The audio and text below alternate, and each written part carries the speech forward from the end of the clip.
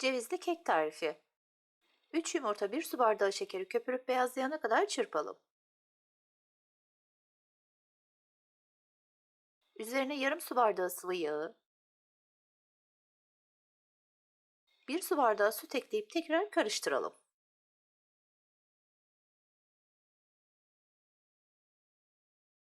Daha sonra üzerine 2,5 su bardağı un,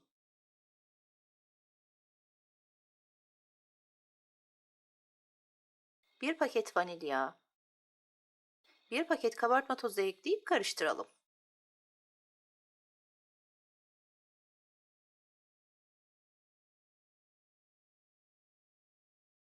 Son olarak üzerine 1 su bardağı ceviz ekleyelim. Spatula yardımı ile karıştıralım.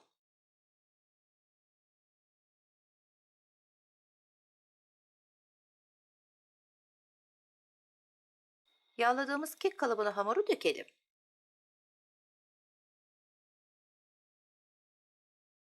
Önceden ısıtılmış 180 derece fırında pişirelim. Soğuyan keki kalıptan çıkaralım.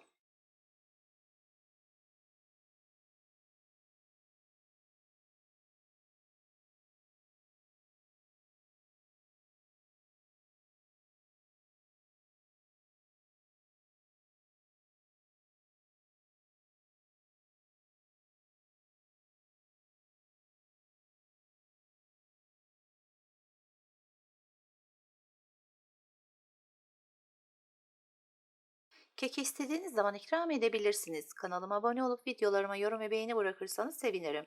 Deneyecek olanlara kolay gelsin. Başka tariflerde görüşmek üzere, hoşça kalın.